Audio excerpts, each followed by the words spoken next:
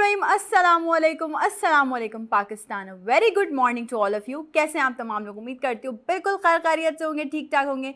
मालिक परवरदिगार आप तमाम लोगों को अपने हिफ्ज़-ओ-अमान में रखे, जहाँ कहीं भी रखे, अपने प्यारों के साथ, अपने प्यारे प्यारे दोस्तों के साथ, अपने उन खूबसूरत से रिश्तों के साथ कि जिनके साथ आप बेतहाशा खुश रहना चाहते हैं। खुश रहिए, आबाद रहिए, खुशियाँ बांटिए, आसानियाँ बांटिए। मैं हूँ आपकी होस्ट नुदरत मुगल और एक बार फिर से आप तमाम लोगों की खिदमत में लेकर हाजिर हूँ नई सुबह, जो कि आप देखते हैं वीनस एंटरटेनमेंट के इस खूबसूरत से प्लेटफॉर्म पे। मेरा और आपका साथ होता है Monday till Friday morning 10 to 12। आज एक और वीक का आगाज़ अल्हम्दुलिल्लाह हम कर चुके हैं और मेरा और आपका साथ जो है वो स्टार्ट हो चुका है। एक और खूबसूरत दिन, एक और फ्रेश मॉर्निंग जो कि आप लोगों के साथ आज मैं शेयर करने वाली हूँ। हमेशा से मैं आप लोगों से जब बात करती हूँ तो ये वाला जो टाइम होता है ये एक फ्रेशनेस वाला टाइम होता है, ये एक अलग ही वाइब्स मुझे आ रही होती हैं और मैं समझती हूँ कि जो ऑडियंस है मेरी, उसके साथ मेरा जो कनेक्शन है, उसके साथ जो मेरा रिश्ता है वो बहुत ज़्यादा मजबूत है और मज़ीद अब मजबूत से मजबूत तर होता जा रहा है। और ये रिश्ता इसी तरह से मजबूत रहेगा, इसी तरह से बनता रहेगा आगे मज़ीद, क्योंकि जितने भी लोग वीनस फैमिली का हिस्सा बन रहे हैं, वीनस फैमिली का हिस्सा बन रहे हैं, तो भाई हमने अपनी वीनस फैमिली मज़ीद इम्प्रूव की है, मज़ीद जो है वो ग्रो की है। यानी कि जितने भी गेस्ट हमारे पास आते हैं डेली बेसिस पे, वो तमाम लोग वीनस फैमिली का हिस्सा हैं, वीनस फैमिली से जुड़ते रहते हैं। भाई फैमिली आपकी ज़िंदगी में बड़ी इंपॉर्टेंट होती है। आज हम जिस टॉपिक पे बात करने वाले हैं, आज हमारे शो में जो मेहमान शामिल होने वाले हैं, वो शायद कहीं ना कहीं, शायद नहीं यकीनन रिलेट करते हैं फैमिली से, कि फैमिली आपकी ज़िंदगी में कितना ज़रूरी होती है। देखिए, हम हर चीज़ पे बात करते हैं, हम कहते हैं कि हर चीज़ का जो है वो पॉजिटिव पहलू भी है और वो नेगेटिव पहलू भी है। ये आप पे डिपेंड करता है कि आप किसी चीज़ को किस तरह से यूटिलाइज़ करते हैं, किस चीज़ को किस तरह से सोचते हैं, आपकी क्या थिंकिंग है, आप क्या समझते हैं। तो ये चीज़ बड़ी मैटर करती है। तो जहाँ कहीं लोगों के लिए फैमिली बहुत ज़रूरी होती है, वहाँ कहीं आपकी फैमिली जो है ना, वो आपकी डिस्टर्बेंस का भी बायस होती है। आपकी ज़िंदगी में बहुत सारे मामलाते ज़िंदगी जो हैं वो शायद अगर कहीं ख़राब हो रहे होते हैं या अगर कहीं आप डिप्रेस्ड हो रहे होते हैं, तो वहाँ पे कहीं बाहर वाले रीज़न नहीं होते, कहीं ना कहीं आपकी फैमिली भी रीज़न होती है। तो शायद आपकी चीज़ों को समझ नहीं पाती है, शायद उन्हें ये समझ नहीं आती कि आपके जो आपकी वर्क प्लेस है वहाँ पे आप पे कितना प्रेशर है, और वर्क प्लेस वाले कभी भी आपकी ये बात नहीं समझ पाते कि आपकी फैमिली साइड से आप पे कितना प्रेशर है। इसी तरह से अगर आपके दोस्त हैं तो वो ये नहीं समझ पाते कि आपको घर का, आपको काम का कितना प्रेशर है, और वो आपसे सिर्फ ये एक्सपेक्ट करते हैं that you are always been there for them. आपको हमेशा उनके पास रहना है, आपको हमेशा उनके साथ रहना है, उनको कोई भी प्रॉब्लम आए तो आप हमेशा जो है वो एक टांग पे खड़े रहें। लेकिन when it comes to yourself, जब आपकी बात आए तो वो कहीं ना कहीं आड़े टेढ़े बहाने बना के पीछे हो जाते हैं। मैं हमेशा जब भी बात कर रही होती हूँ तो मैं हमेशा ये कहती हूँ कि मैं सब लोगों की बात नहीं कर रही, ये उन स्पेसिफिक लोगों की बात हो रही होती है जो कि वाकई ऐसा कर रहे होते हैं। मैंने कहा कि फ़ैमिली बहुत ज़रूरी है ज़िंदगी में, फ़ैमिली ज़िंदगी गुजारने के लिए बहुत ही ज़्यादा ज़रूरी है, लेकिन फैमिली में आप, फैमिली का सपोर्ट आपके साथ होना चाहिए। फैमिली का सिर्फ हाथ पकड़ के आपको ये कहना कि जाओ डू योर वर्क या समथिंग लाइक दैट, सिर्फ इतना ही काफ़ी नहीं होता है। आपकी फैमिली आपको मेंटल सपोर्ट कितना कर रही है ये बड़ा मैटर करता है, आपकी मेंटल इलनेस का कितना ख्याल रखना जा रहा है ये बड़ा मैटर करता है। तो भाई वो लोग, वो हजरात, हमारे वो सीनियर सिटीजन जो बहुत माजरत के साथ, जिनके बच्चों ने उन्हें दर बदर की ठोकरें खाने पे मजबूर कर दिया है, जिनके बच्चों ने उन्हें कहीं का नहीं छोड़ा है, वो बच्चे, वो बेटे, वो बेटियां भी मैं कहूँगी इस बारे में, मैं ही क्यों कहूँ कि सिर्फ लड़के ही गलत होते हैं, कहीं ना कहीं लड़कियां भी गलत होती हैं, कहीं ना कहीं बेटियां भी कसूरवार होती हैं।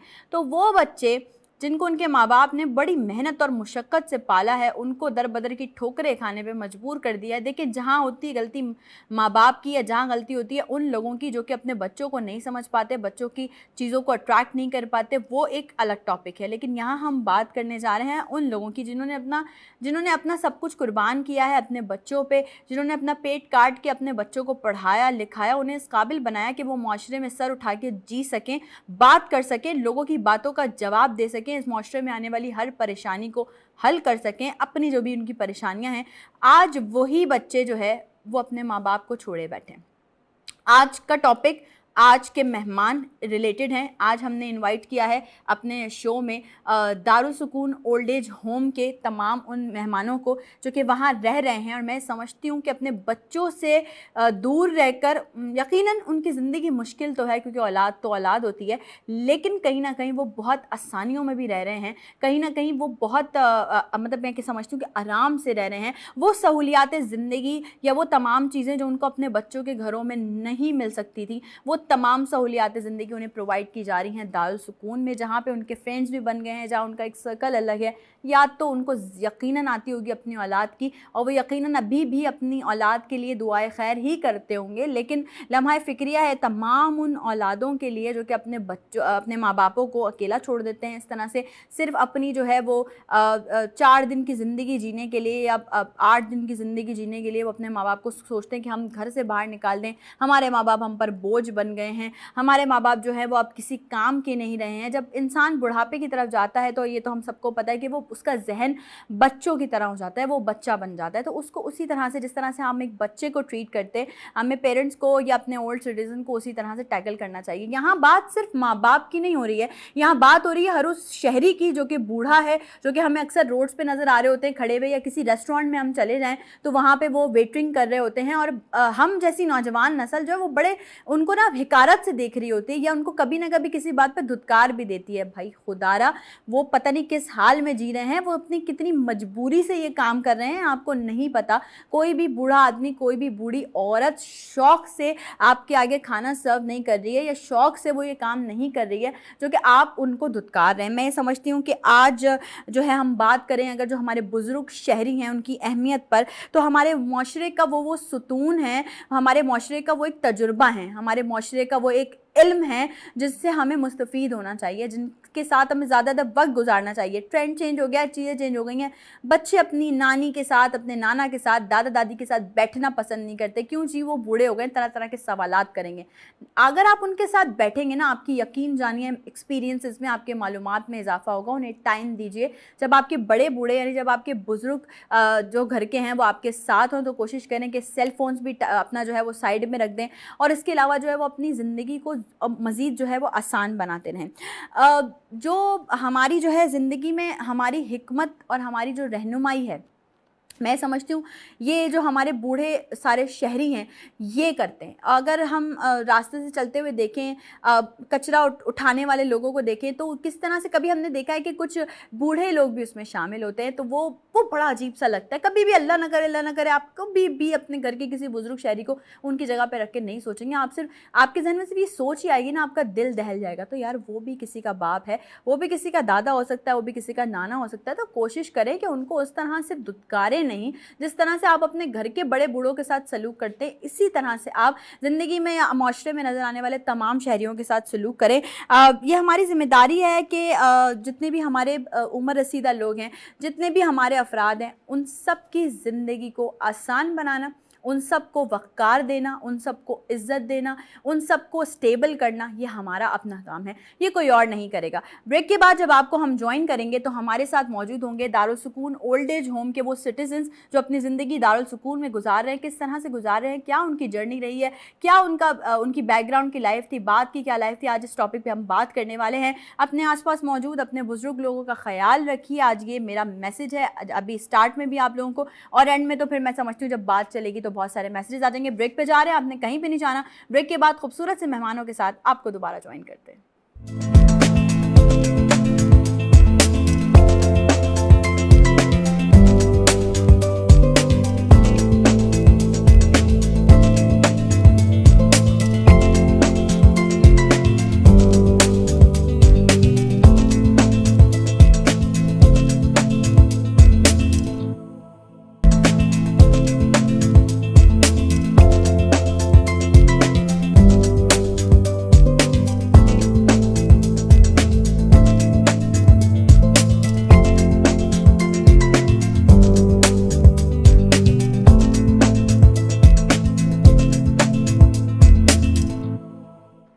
Once again welcome back. एक बार फिर से आप तमाम लोगों को खुशामदीद कहती हूँ नई सुबह में। और जैसे कि मेरी और आपकी कॉन्वर्जेशन चल रही थी और हम ये बात कर रहे थे बेसिकली इंट्रो में कि हमें जितने भी हमारे जो बुज़ुर्ग लोग हैं उन्हें इज़्ज़त देनी चाहिए, उन्हें वक़ार देना चाहिए, उनका ख़याल रखना चाहिए, क्योंकि ये हमारे माशरे का एक सतून है, ये हमारे माशरे में हमारे लिए इल्म है। मैं अभी भी ये बात कर रही थी आप लोगों से कि आजकल ये ट्रेंड ही ख़त्म हो गया है कि बच्चे अपने जो नानी हैं, जो नाना हैं, दादा दादी हैं, उनके पास नहीं बैठते हैं। आजकल टेक्नोलॉजी ने अगर कहीं हमें बहुत सारे फ़ायदे पहुंचाए हैं तो यकीनन बहुत सारे नुकसानात भी पहुंचाए हैं, और वो ये है कि हमें अपने बड़ों से दूर कर दिया, हमें अपनों से दूर कर दिया है। लेकिन ये बात मैं उनकी करी जो ऐसा करते हैं। आज भी कुछ घराने ऐसे मौजूद हैं, या आज भी कुछ लोग ऐसे मौजूद हैं जो शायद मतलब पॉजिटिव इस चीज़ को जो है वो करते होंगे, लेकिन अगर करते हैं तो बहुत अच्छी बात है। और अगर जो लोग नहीं करते हैं उन्हें करने की यकीनन ज़रूरत है कि जब आपके जितने भी घर में बुज़ुर्ग लोग हैं वो आपके पास बैठा करें, उन्हें आपका वक्त चाहिए होता है, क्योंकि जब इंसान बुढ़ापे की तरफ जा रहा होता है तो उसका जो मतलब माइंडसेट होता है वो बच्चे की तरह हो जाता है, वो छोटे बच्चे की तरह अपने आप को समझने लगता है। तो जिस तरह से आप एक छोटे बच्चे को ट्रीट कर रहे होते हैं, प्यार मोहब्बत से अपने पास बिठा के समझा के, एक चीज़ को अगर 1000 बार भी पूछता है तो आप बता रहे होते हैं, उकताते नहीं हैं, इसी तरह से आपको आपके बूढ़े माँ बाप को या अपने दादा दादी को, अपने नाना नानी को जो है वो ट्रीट करना चाहिए, क्योंकि ये वो फूल हैं जो जब तक रहते हैं खुशबू देते रहते हैं, और ये इनको कभी भी मुरझाने नहीं देना चाहिए। मैंने आपको बताया था कि आज के शो में हमारे मेहमान होंगे दारुल सुकून ओल्ड एज होम के बहुत ही खूबसूरत सी पर्सनालिटीज़, जिनसे आज हम बात करेंगे मुख्तलिफ टॉपिक्स पे भी, मुख्तलिफ ऐसी चीज़ों पे भी जो यकीनन आप लोगों को शायद पता भी होंगी, लेकिन आज हम चाहेंगे कि नई सुबह के रेफरेंस से, वीनस एंटरटेनमेंट के इस खूबसूरत से प्लेटफॉर्म के रेफरेंस से आप लोगों को वो तमाम चीज़ें और मज़ीद बेहतर तरीके से पता चलें। सबसे पहले मैं इंट्रोडक्शन कराऊंगी, और माय राइट हैंड साइड मेरे पास इस वक्त मौजूद हैं सिस्टर फजीलत इनायत, जो कि इंचार्ज हैं। अस्सलाम वालेकुम एंड वेलकम टू नई सुबह। Thank you for Venus TV for inviting us. नहीं, थैंक यू मैम, आप आई और आप अपने साथ जिन लोगों को लेकर आई हैं, बेसिकली मुझे ऐसा लगता है कि बहुत मोतबर हो गया अभी इस वक्त मेरा स्टूडियो, और बहुत मज़ा आने वाला है आज के शो में। यकीनन बहुत लाइटर नोट पे अच्छे से मज़े से शो को लेकर जाएंगे, एंजॉय करेंगे शो को। बाकी जो मेहमान हमारे पास हैं, वन बाय वन मैं उनका इंट्रोडक्शन करवाऊंगी, और वो लोग हैं जो कि दारुल सुकून में अपनी ज़िंदगी बसर कर रहे हैं, खुशी से, मुसरत के साथ, और अपनी ज़िंदगी को एंजॉय करने के साथ। तो इस वक्त मैं अगर बात करूँ सिस्टर के साथ जो है वो मौजूद हैं रुखसाना साहिबा, जो कि 1.5 साल से दारुल सुकून में है। अस्सलाम वालेकुम, कैसी हैं आप? बस अभी जैसी वक्त गुजरेगा हम आपसे बहुत सारी बातें करेंगे, लेकिन साथ साथ रुखसाना साहिबा के साथ एक और पर्सनैलिटी मौजूद हैं जो कि जिनको अभी 7 महीने हुए हैं दारुल सुकून में आए हुए, उनसे भी बात करेंगे। वो है मिस आलिया। अस्सलाम वालेकुम। वालेकुम सलाम। कैसी हैं आप? बहुत शुक्र, अल्लाह का दुआ है आपकी। बस अभी बहुत सारी बातें आपसे भी करनी है। लेफ्ट हैंड साइड की तरफ आते हैं भाई, यहाँ तो आपने देखी खवातीन हमारी, ये वुमेन एम्पावरमेंट है, और यहाँ पे अगर हम आए तो अब मैं जब उनसे मतलब फर्स्ट टाइम अभी मेरा इंटरेक्शन हुआ तो बड़ा अच्छा लगा इन लोगों से मिलके सबसे, और यकीनन जैसे जैसे शो आगे बढ़ता जाएगा आप तमाम लोग भी जो है वो शो को मजीद एंजॉय करते रहेंगे। तो मेरे साथ इस वक्त on my left hand side मौजूद है जाफर अंकल, जो कि 3 साल से मौजूद हैं दारुल सुकून में। अस्सलाम वालेकुम। अस्सलाम वालेकुम। कैसे हैं आप? मैं अल्हम्दुलिल्लाह ठीक हूँ, और बहुत बहुत शुक्रिया आप आए आज हमारे पास। Thank you very much. Jafar uncle के साथ ही एक और पर्सनालिटी, मैं चाह रही हूँ पहले सबका इंट्रोडक्शन कराएं फिर हम बातों का स्टार्ट करें। हमारे साथ मौजूद हैं एल्विन जावेद, जो कि 2 साल उनको कंप्लीट होने वाले हैं दारुल सुकून में। अस्सलाम वालेकुम, कैसे हैं आप? मैं ठीक हूँ। वेलकम टू नई सुबह। Thank you. अच्छा जी, मेहमानों का तारुफ मैंने करवा दिया, लेकिन आप लोगों ने करना है एक छोटा सा काम। अगर शो का हिस्सा बनना चाहते हैं तो लाइव कॉल्स कीजिए, हमें शो को ज्वाइन कर सकते हैं आप लाइव कॉल्स के जरिए। हमारे खूबसूरत से जो मेहमान हैं, अगर इनसे आप बात करना चाहते हैं तो आप जल्दी से फ़ोन उठाइए और शो का हिस्सा बनिए, और जल्दी से लाइव कॉल्स करके शो में शामिल होइए। सबसे पहले हम सिस्टर आपकी तरफ चलते हैं और आपसे पूछते हैं कि ये जो दारुल सुकून ओल्ड एज होम का सफ़र है, ये कब से स्टार्ट हुआ है? दारुल सुकून ओल्ड एज होम का सफ़र तो 1969 से स्टार्ट। हाँ, मतलब बहुत टाइम हो गया है। आपका कब से जर्नी है दारुल सुकून ओल्ड एज? मेरी जर्नी तो जब हम ज्वाइन कर लेते हैं इस ऑर्गेनाइजेशन को, जो कि सिस्टर्स की है, फ्रांसिस्कन सिस्टर्स, तो इनको ज्वाइन किया था 1988 में जी। तो यहाँ पे ओल्ड एज होम से कब जुड़ी हैं आप? ओल्ड एज होम से भी मुझे 3 साल हो गए। 3 साल हो गए। कैसी रही है sister journey old age home में? मैं चाहूंगी थोड़ा सा ब्रीफली डिफाइन करें जरा। जर्नी थोड़ा सा शुरू में तो मुश्किल लगा था कि ज़ाहिर है कि ये मुझसे सीनियर हैं, ओल्ड एज हैं, तो कैसे मैं करूंगी इनसे, लेकिन फिर उसको मैंने पॉजिटिवली लिया कि ज़ाहिर कि these are the experience people ना, गोल्डन एजर्स, तो इनसे हमें बहुत कुछ सीखने को मिलेगा। तो फिर अब वो मुझे माँ कहते हैं।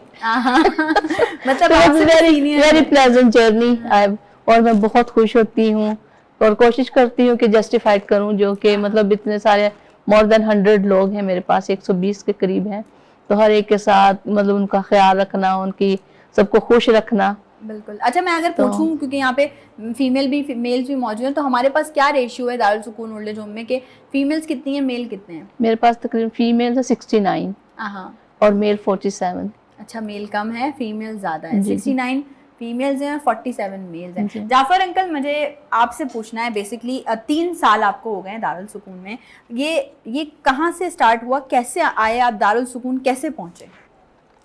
असल में दारुल सुकून मैं खुद तो नहीं आया था। मेरे बच्चे, मेरी 2 बेटियां, 1 बेटा है। मेरा एक ऑपरेशन हुआ था, मुझे बेड सोर हो गया था। बेड सोर के ऑपरेशन के बाद में सर्जन ने ये कहा कि हम लोग दवाएं देते रहेंगे, लेकिन ये कि इनका जो बेड सोर है उस पर दवा लगाने के लिए मेल की ज़रूरत है, फीमेल नहीं लगाएगी। लिहाजा अब मैंने अपनी दोनों बेटियों की शादी कर दी थी, बेटे की भी शादी कर दी थी। वाइफ इत्तेफाक से कोविड-19 में चली गई। तो अब जब मेरा ऑपरेशन हुआ तो मेरे बच्चों ने सोचा कि पापा के कौन करेगा इलाज। तो बेटा बैंक में काम करता है और बेटियां अपने अपने घरों में, और मेरे बेटे की जो वाइफ है वो भी ऑनलाइन ट्यूशन वगैरह लेती हैं, बच्चे स्कूल चले जाते हैं। लिहाजा घर में अब कोई नहीं था। ठीक। मेरे बच्चों को किसी ने मशवरा दिया, दारुल सुकून कोई नहीं जानता था उस वक्त तक, लेकिन ये कि वक्त बता देता है। बिल्कुल। मेरे बच्चों ने मशवरे किए इधर उधर, तो लोगों ने बताया कि भाई आप दारुल सुकून ले जाइए, और वहाँ पर ओल्ड एज होम है, वहाँ आपका ये इलाज हो सकता है बड़े आराम से। लिहाजा मुझे बेहोशी के हालत में मेरे बच्चे वहाँ ले आए। उस वक्त जगह तो नहीं थी, लेकिन किसी न किसी तरीके से जगह बनाई गई मेरे लिए, और मेरे बच्चे फिर छोड़ के चले गए। उस ज़माने में इतनी महंगाई भी नहीं थी, बिल्कुल 3 साल पहले जितनी कि अब हो गई है। लेकिन यह कि नौकरी जब कोई करता है बैंक की, तो बैंक में तो सुबह जाता है बंदा तो शाम को वापस आता है, ऐसा ही। उसकी ये मजबूरी थी। तो वो कहते थे कि पापा मैं तो परेशान रहूँगा अगर आप घर पे रहेंगे, लिहाजा दारुल सुकून में आपको देखते हैं आता रहूँगा और दवाई लाऊँगा आपकी। और वहाँ हमारे पास केयर टेकर होते हैं मेल, और लेडीज़ के लिए लेडीज़ केयर टेकर होती हैं, और उन्होंने बाकायदा मेरा इलाज किया। वहाँ एक हमारे यहाँ अमून है जो सीनियर केयर टेकर हैं, सही। वो मुझे हमेशा याद रहेंगे। अभी तो माशाल्लाह वो हैं ठीक ठाक, लेकिन ये कि वो मुझे रोज़ सुबह को नहलाते थे और वो दवा लगाते थे, कपड़े उपड़े पहना के फिर लेटे रहते थे। मैं 3-4 महीने तक बिल्कुल मूव नहीं कर सकता था बेड के ऊपर, लेकिन ऑपरेशन से पहले बिल्कुल ठीक था। लेकिन 3-4 महीने लेटे रहने के बाद मेरे जो मसल्स थे वो जाम हो गए। मैं उठ नहीं सकता था, बैठ नहीं सकता था, खाना नहीं अपने हाथ से खा सकता था। तो मेरी मदद की गई मेरे केयर टेकर्स ने, मेरे दोस्तों ने, और जो हमारा मैनेजमेंट था, सिस्टर हमारी बराबर केयर टेकर करती हैं, इसमें कोई शक नहीं है। अगर मैं उनके मुंह पे तारीफ़ करूं तो आई बिलीव कि डिसेंट सिस्टर हैं और बहुत केयरफुल सिस्टर हैं, और मदरलेस की मदर है। वही बात है, आपने कहा कि माँ कहते हैं सब मुझे, और सिस्टर लेस की सिस्टर है। बिल्कुल। और मैं फिर जब थोड़ा होश में आया तो हमारे यहाँ एक फिजियोथेरेपी डिपार्टमेंट है, उन लोगों ने मेरी एक्सरसाइज वगैरह कराई, और मैं फिर बैठने लगा। उन लोगों ने कहा आप चेयर पे बैठ करके डिपार्टमेंट में आ जाइए। अब मैं डिपार्टमेंट में चेयर पे बैठ के जाने लगा, एक्सरसाइज होती रही। उसके बाद में मेरी चेयर निकल गई, मैं वॉकर से चलने लगा। क्या बात है। जब मैं वॉकर से चलने लगा तो मेरा मैनेजमेंट बहुत खुश हुआ मुझे देख करके, और जो फिजियोथेरेपी वाले थे वो तो खुश होते ही हैं, जितने भी आते हैं ऐसे टेढ़े वेढ़े वो डेंटिंग कर देते हैं उनकी। और उसके बाद में फिर हमारे यहाँ एक्टिविटी डिपार्टमेंट है, अब वो भी हमें एक्टिविटीज़ कराती थी, मेरे हाथ पैर सूजे हुए थे, मेरी आंखें सही। सूजी हुई थी। मेरी जो टीचर थी सिस्टर फजीलत टीचर, सॉरी नीलम शनीला टीचर, शनीला शनीला मुझे हमेशा अपने साथ लेके रखती थी और मेरी ऐसी प्रैक्टिस कराती थी कि जो मैंने ज़िंदगी में कभी नहीं की। वो कहती थी ब्रश पकड़िए, आप कलम पकड़िए, और मेरी उंगलियों से पकड़ी नहीं जाती थी। और वो कहती थी कि नहीं आप पकड़ सकते हैं। मैं अपने सिग्नेचर भूल गया था, मैं नमाज़ पढ़नी भूल गया था, मुझे नमाज ही याद नहीं रही थी, इतनी वो हो गई थी, मेमोरी भी चली गई थी तकरीबन। लेकिन शनीला माशाल्लाह बहुत जीनियस है मामले में। वो कहती थी कि आप सब कुछ कर सकते हैं। उसने एक दफ़ा 2 स्टिक पे लेके एक धागा बांध दिया और उसमें एक रिंग डाल दी छोटी सी, और उन्होंने कहा कि ये रिंग आप बगैर धागा टच किए हुए यहाँ से यहाँ लेके जाइए। और सर्दियों का ज़माना था, मैंने टोपा पहना हुआ और पूरी तरह से जैकेट पहनी हुई। अब मैं वो रिंग लेकर के जा रहा था ऐसे, मगर वो टच हो जाती थी। और मैं कहता था नहीं हो रही, नहीं होगी कैसे नहीं, फिर करे। 2-3 दफ़ा किया मैंने, वो हो गई। कहने लगी देखिए हो गई ना। तो मेरी करेज बढ़ाई उन्होंने, मेरे अंदर विल पावर आ गई जीने के लिए। बिल्कुल। और मेरे बच्चे जब आए तो वो देख के हैरान हो गए। एक दफ़ा मेरी बेटी आई, मैं उसमें क्या नाम एक्टिविटी रूम में कलरिंग कर रहा था। मेरी बेटी आई, मेरी बेटी डॉक्टर है माशाल्लाह। तो वो आई, कहने लगी पापा आप तो हमारे बच्चों से ज़्यादा अच्छी कर रहे हैं कलरिंग। मैंने कहा भाई ये सारा क्रेडिट हमारे टीचर्स को जाता है। और फिर फ्लावर मेकिंग करना और बोलना, स्पीच करना। और मुझे किस ज़माने में मैं गाना गाया करता था, उन्होंने कहा नहीं आप गाना भी गाइए। और मुझे प्रैक्टिस भी उन्होंने खूब गाने की करा दी, मुझे स्पीच करानी भी सिखा दी। और इस सिस्टर की बदौलत मैं बाकायदा स्पीच कर सकता हूँ एनी सब्जेक्ट। क्या बात है भाई। ये देखें, ये वाकई एक ऐसी बात है कि मैं समझती हूँ कि मोटिवेशन जब किसी इंसान को मिलती है ना, हौसला जब किसी इंसान को मिलता है, तो फिर मैं नहीं समझती कि वो ज़िंदगी के किसी भी कदम पे डगमगाएगा। अगर उसको कुछ भी करने की करेज मिलेगी, जैसे कि जाफ़र अंकल ने बात की, तो वो यकीनन अपनी मंजिल जो है उसकी सीढ़ियाँ यकीनन आगे से आगे तय करते चला जाएगा। रुखसाना साहिबा, आप ज़रा अपना सफ़र बताइए कि आप दारुल सुकून तक कैसे पहुँची। मैं दारुल सुकून में मैं घर में अकेले रहती थी। सही। बच्चे स्टडीज़ के लिए बाहर चले गए थे। ठीक है। एक दिन मैं बहुत डिप्रेशन रहती थी मुझे अकेले रहने की वजह से। एक दिन बहुत ज़्यादा डिप्रेस हुई और नींद की गोली खाती थी, नींद नहीं आती थी। एक दिन मैंने बहुत ज़्यादा नींद की गोलियां खा ली, आई थिंक 60 पूरी बॉटल, बहुत बॉटल से भी ज़्यादा, बॉटल से भी ज़्यादा है। और उन दोनों बच्चे आए हुए थे पाकिस्तान। सही। देखा तो मुझे नहीं पता, वो मुझे बताया, उन्होंने बताया कि हमने आपको आवाज़ दी क्योंकि आप सुबह जल्दी उठ जाती हैं, लेकिन आप तो नींद में थी। और फिर हमने आपको आवाज़ दी, आपने कोई रिस्पॉन्स नहीं किया, तो हमने देखा आपको तो आप बेहोश थी। हॉस्पिटल ले गए आपको, वहाँ पे एडमिट किया। तो और एक बेटे के साथ मेरे पुलिस केस बन गया। तो इनके पास इतनी गोलियाँ आई कैसे नींद की। तो बेटे ने कहा मुझे क्या पता कि ये, वो तो कहती थी ख़त्म हो गई है मुझे औलाद, और मैं उसे जमा कर रही थी कि मैं अगर ज़्यादा परेशान हुई तो फिर मैं खा लूँ, सारी गोलियाँ खा लूँगी।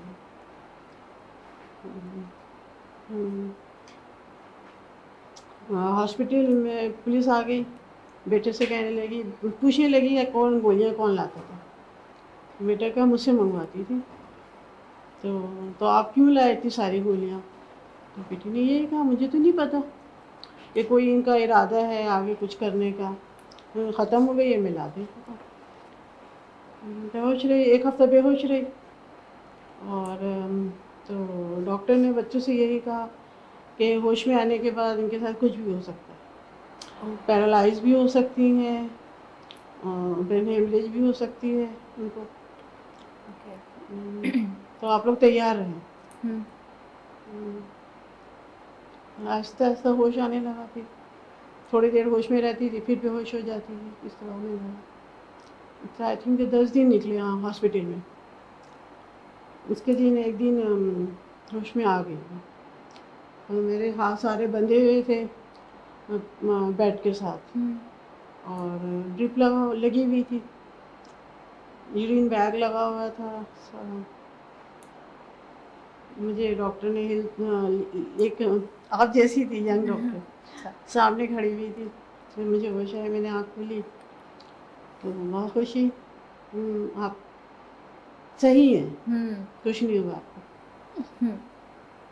नहीं, मुझे जिंदा नहीं रहना।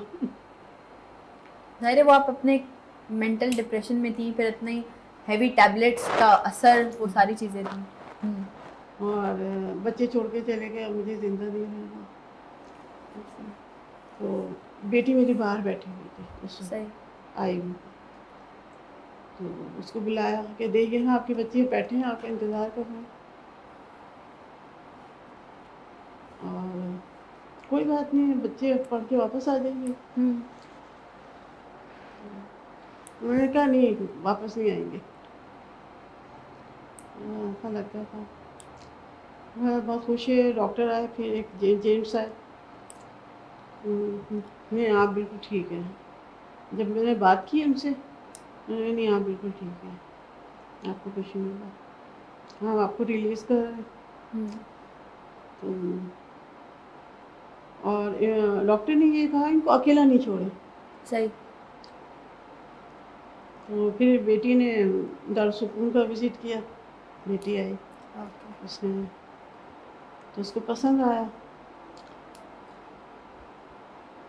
और मेरे जहन में ईदी होम था, ईदी साहब की वजह से मैं ईदी होम को, मुझे ईदी होम जाना, ईदी साहब की वजह से मुझे, हालांकि कोई एक्सपीरियंस तो था नहीं, बिल्कुल ऐसा नहीं, आज से पहले तो कभी नहीं वहाँ गए, बिल्कुल ऐसा ही।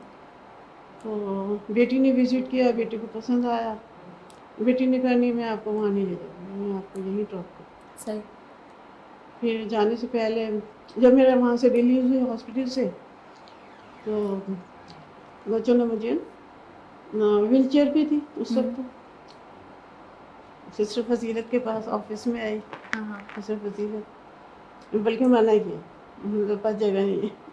अच्छा, बाकी मेरे पास जगह नहीं थी। ओके। तो फिर एडमिशन का मैंने लिया, तो फिर हमारे पास एक क्लिनिक भी है, सही, जैसे आईसीयू बना हुआ है, फिर मैंने उनको वहाँ पे रखा। तो वाकई मतलब जब ये आई, इतना भी मतलब जिस तरह के होश में नहीं थी, खोई जैसे रहना, मतलब तो ये कि फिर टाइम टू टाइम, अब माशाल्लाह से 1.5 साल हो गया है। जी अभी तो माशाल्लाह से बात भी अच्छी तरह से कर लेती हैं, डिबेट में भी शायरी भी कर लेती हैं। क्या बात है भाई, जबरदस्त। अच्छा आलिया साहबा, आपसे मैं पूछना चाहूंगी कि आप, हम जैसे ऑफ एयर भी बात कर रहे थे, हमने आपसे पूछा कि आप कैसे आई दारुल-सुकून, तो हम चाहेंगे वो आप जरा प्लीज बताइए। मैं दारुल-सुकून इस तरह आई, मेरा बेटा था 2013 में शहीद हो गया, तो मुझे फौजा जमात और शहीद फाउंडेशन पढ़ाते थे, तो मैं घूमती फिरती थी। बीच में मैं बीमार हो गई, तो मेरे को उन्होंने फिर लेकर गए फातिमा में, मेरे फेफड़ों से पानी निकाला, इलाज किया, फिर 2-3 दफ़ा फातिमा में दाखिल हुई, तो फातिमा वालों ने बोला इसमें जान नहीं है, खून चल रहा था हर महीने मुझे। फिर मुझे कुटियाना लेकर गए, कुटियाना वालों ने दाखिल किया, फिर 4 महीने बिस्तर मौत में थी, बिल्कुल सीधा लाश की तरह पड़ी थी। तो बच्चे आते थे जाते थे, ये शहीद फाउंडेशन भी, खोजा जमात भी, लड़कियां मासियां भी रखी थी। मैं रोती थी मुझे यहाँ से निकालो, खुदाया मैं अकेली, मुझे यहाँ से निकालो, मैं मर जाऊँगी बेमौत। फिर बहुत मैंने उनकी मिन्नत जारी करी, पूरा पोस्टर में नहीं रह सकती हो, कि डॉक्टरों ने जवाब दे दिया, आप पे है कुछ नहीं, तो मैंने कहा जरा अकेला मरने तो कोई पानी तो मुझे देगा मरते बहुत के टाइम। फिर उन्होंने मेरे बात को माना, फिर वहाँ की मौलानी थी, मानो पापा बहुत बड़ी मौलानी, उसने बोले एक दफ़ा इसका सुनो तो सही, शायद ये ठीक हो जाए, बहुत जिंदगी अल्लाह की तरफ से।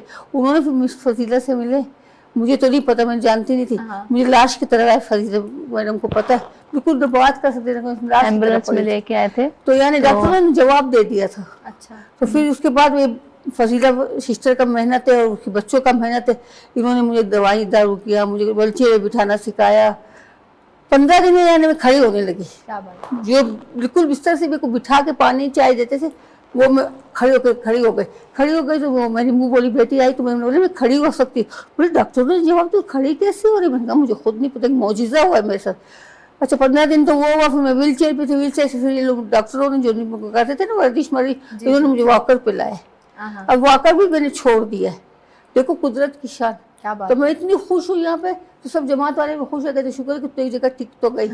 हाँ, उनको भी तसल्ली हो गई ना, घर में परेशान होती थी, रोती थी, और कहते थे जितना खर्चा होता कर रहे थे। मैं कहती थी फेफड़ों से पानी निकाला, डॉक्टर ने दोबारा बोला फेफड़ों में पानी भर के दोबारा मैंने निकाला। सिस्टर आप कुछ बता रही थी मिसेस आलिया? मैं बता रही थी इनके लिए कि ये बिल्कुल स्ट्रेचर पे आई थी, खड़ा भी नहीं हो सकती थी, और बकौल इनके के डॉक्टर ने कहा था कि ये अभी जिंदा नहीं रहेंगी। अच्छा। और ना कभी चल नहीं पाएंगी, जिंदगी में नहीं चल पाएंगी। तो देखें आज आप माशाल्लाह से। तो वो फिर हमारे पास आई, फिर इनको हमने एक्सरसाइज बताई, हमारे पास फिजियो डिपार्टमेंट भी है कि किस तरह से एक्सरसाइज करनी है। इन्होंने वो मतलब कोऑपरेट इन्होंने किया। तो 15 दिन में खड़ी हो गई। इनको भी हैरानी होती कि ये कैसे हो गया, ये तो मौजूद है। ये तो डॉक्टर ने मुझे तो जवाब दे दिया था कि ये कभी जिंदगी में नहीं चलेगी। तो मैं तो खड़ी हो गई अपने पैर पे।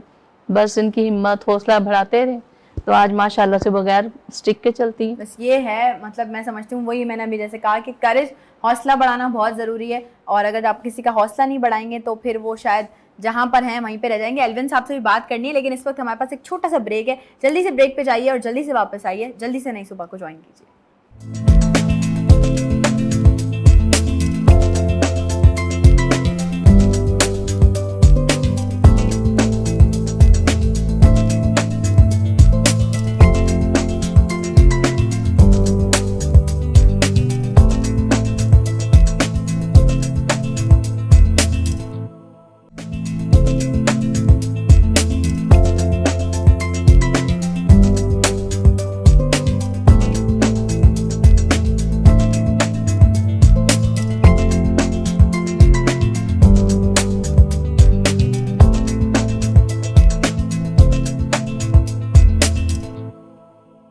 एक बार फिर से आप तमाम लोगों को खुशामदीद कहती हूँ नई सुबह में। और हमने कहा कि भाई ज़रा जो ब्रेक है उस पर चाय वाय भी दे दें हम अपने जितने भी गेस्ट हैं उनको, तो साथ साथ जो है, क्योंकि मॉर्निंग है, लाइवली मॉर्निंग है, फ्रेश मॉर्निंग है। तो हम ब्रेक पे जाने से पहले सबसे बात कर रहे थे, सबकी जर्नी पूछ रहे कि एल्विन साहब रह गए थे कि उनसे पूछा जाए कि वो दारुल सुकून तक कैसे पहुँचे। तो मैं चाहूँगी कि आप ज़रूर अपनी जर्नी भी शेयर करें।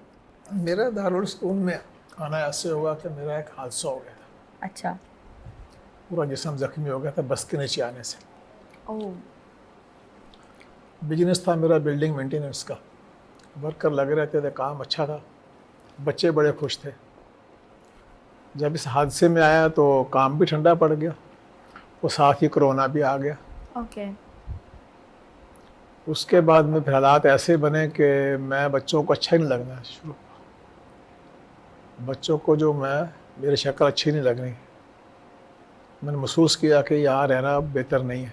उससे पहले का कुछ और हालात ख़राब हों, मैंने दोस्तों से मशवरा किया कि क्या करना चाहिए। कहने लगा खामोशी से, किसी लड़ाई झगड़े में नहीं पड़े, आप यहाँ आ जाइए चौधरीगढ़ रोड, गेस्ट हाउस था कंपनी का, मेन पावर के नाम की कंपनी है वहाँ मैं रहता था। तकरीबन काफ़ी अर्सा रहा मैं, 2018 से लेके 2022 तक। फिर ब्लड प्रेशर शुगर का मसला भी साथ और तेज़ी पकड़ गया टेंशन से। तो उन्होंने कहा कि यहाँ रहना भी सही नहीं है, अकेले होते हो, रात शुगर लो हो जाए या डाउन हो जाए ब्लड प्रेशर तो मसला बनेगा। आप आ जाएं सैंड सलवान आज़मबाद। वहाँ कुछ अर्सा रहा, फिर मेरे करीबी लोगों ने मशवरा दिया कि यहाँ भी रहना सही नहीं। मैं कहता तो यहाँ से बेहतर ये है कि सबसे बेहतर दारुल सुकून नज़दीक है। मेरा आना जाना भी ज़्यादा सदर में रहता है, दोस्तों के साथ बुज़ुर्गों के साथ बैठना उठना। यहाँ पे सिस्टर से मिले आके, सिस्टर ने बोला फ़िलहाल तो जगह नहीं है, लेकिन आप नाम फ़ोन नंबर वगैरह दे दें। तो सिस्टर बैठी हुई सामने कहने लगी अगर जल्दी जाना तो राशिदाबाद। मैं कहनी इतनी जल्दी नहीं है, अभी जगह है मेरे पास रहने के लिए, राशिदाबाद फ़ौरन नहीं जाना। चंद दिनों के बाद सिस्टर का फ़ोन आ गया। मैं फिर 2023 11 नवंबर से अपना बैग वगैरह उठा के पहुँच गया। जब से मैं यहाँ हूँ बड़ा अच्छा हूँ, बहुत खुश हूँ। मेडिसिन टाइम से मिलती है, खाना टाइम से, फिजियो जिम्स वगैरह हर चीज़ का मसला नहीं है, रह रहा हूँ। क्या बात है, ज़बरदस्त। अच्छा सिस्टर, अगर हम बात करें, जैसे कि इन्होंने कहा कि अक्सर अमूमन ऐसा देखा गया कि जगह का प्रॉब्लम आया है, तो मुझे ये बताएं कि हम एक वक्त में एक साथ दारुल सुकून ओल्ड एज होम में कितने लोगों को ट्रीट कर सकते हैं, मतलब कितने लोगों को अब हम स्पेस दे सकते हैं? 120 तो इजीली मैं कर सकती हूँ, हम्म, लेकिन अब अगर आते हैं तो फिर उनको हम बेटी में देते हैं। सही, और फिर हमारी एक और ब्रांच है कंडोला या ओके, हैदराबाद में, ठीक है, तो हम कहते हैं कि अगर ज़्यादा मजबूरी है, बहुत ही अर्जेंट है, तो फिर हमारे पास वो ऑप्शन है कि हम आपको वहाँ के लिए एडमिशन करते हैं। तो जैसे यहाँ पे जगह बनेगी हमारे पास सिटी में, हम आपको वापस ले आएंगे। और यहाँ पे मेरे पास जगह अल्लाह के हुक्म से ही बनती है। अगर कोई किसी की डेथ हो जाती है, जाने वाले तो बहुत कम होते हैं, लेकिन 4 महीने पे जाने वाले होते हैं ज़्यादा, तो मौत तक हमारे पास ही है। अच्छा अच्छा, ज़बरदस्त। और ये बात मतलब वाकई है कि आप थोड़ा सा, हम अगर इस चीज़ से हटकर सोचें कि यार मौत तक पास ही है उन्होंने कहा, और जाने वाले मतलब जो फैमिली आके ले जाती है, या लोगों को शायद जो लोग मजबूरी के बजाय वैसे ही तंग आके छोड़ जाते होंगे, या जिनके जैसे अभी एल्विन साहब ने बताया कि जिनके पेरेंट्स खुद से ही अपने आप को मतलब ये अज्यूम करते होंगे कि भाई हमारा यहाँ घर में रहना मतलब नहीं सही, या हम नहीं एडजस्ट कर पा रहे, कुछ भी आ जाते होंगे, तो यकीनन कहीं ना कहीं मैं समझती हूँ कि उन औलादों को ज़रूर सोचना चाहिए, लम्हा फ़िक्रिया उनके लिए कि आपके सर का साहिबान आप जो है वो कहीं दे रहे हैं, कहीं मतलब एक जगह पर दे रहे हैं। लेकिन अगर एक तरफ से पॉजिटिव वे में देखा जाए तो भाई हमारे ये बुज़ुर्ग जो हैं वो दारुल सुकून में अपने घर से ज़्यादा खुश हैं, अपने घर से ज़्यादा जो है वो मतलब मैं क्या समझती हूँ कि सारी ज़िंदगी में ना आपके लिए सिर्फ पैसा ही सब कुछ नहीं है, आपके लिए आपका मेंटल पीस बहुत मैटर करता है। अगर आप जहनी तौर पर पुरसुकून हैं, अगर आपका जहन सही है, तो आप कहीं भी खुश रह सकते हैं, किसी भी झोंपड़ी में भी खुश रह सकते हैं। जाफर अंकल ये बताइए, दारुल सुकून में और क्या क्या एक्टिविटीज़ हैं जो आप करते हैं, मतलब फन एक्टिविटीज़ या एंटरटेनमेंट एक्टिविटीज़? हाँ, एंटरटेनमेंट तो हम दूसरों को कराते हैं।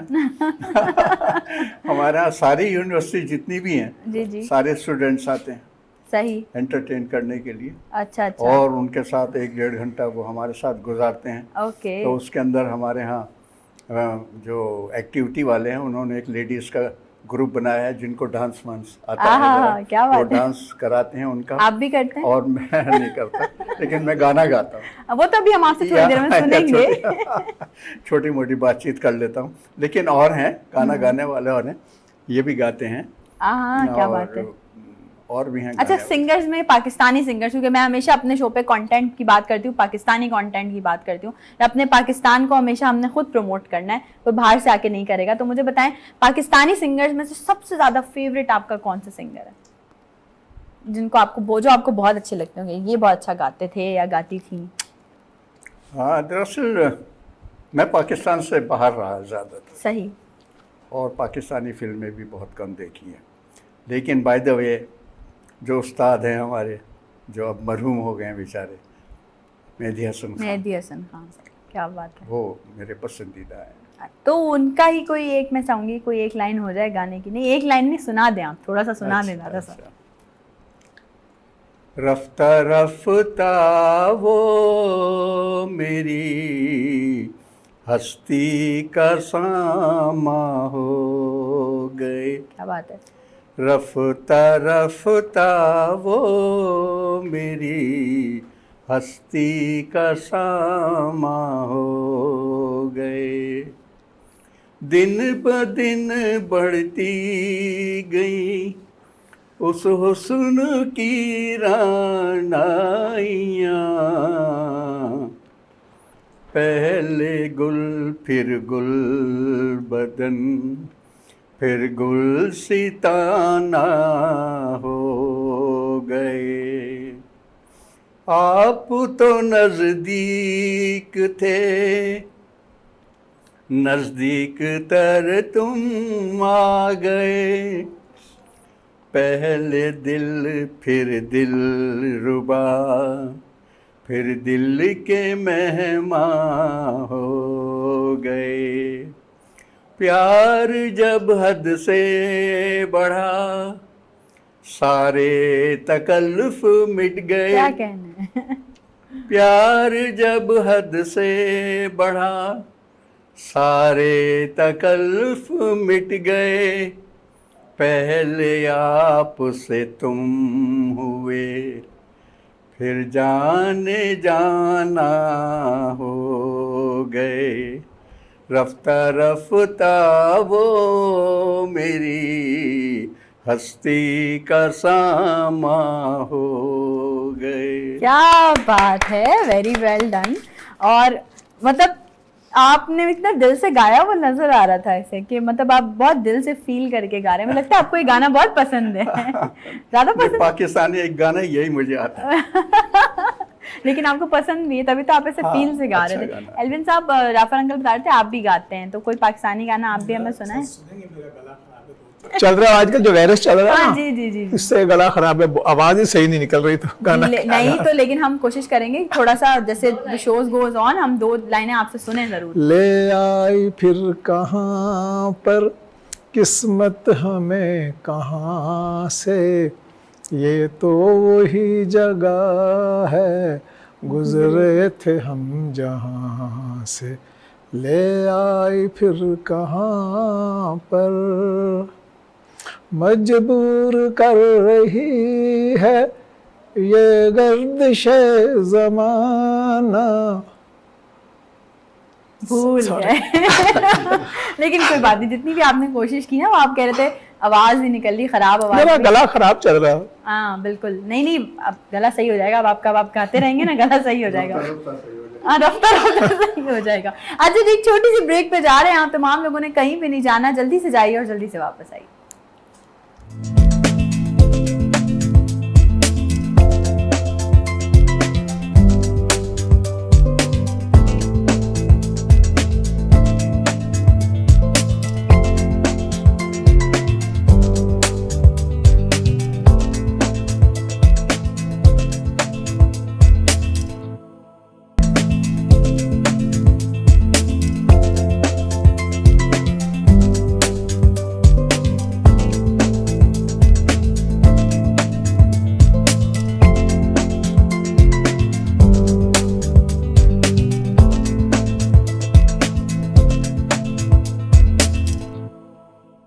Once again welcome back. एक बार फिर से आप तमाम लोगों को खुशामदीद कहती हूँ नई सुबह में।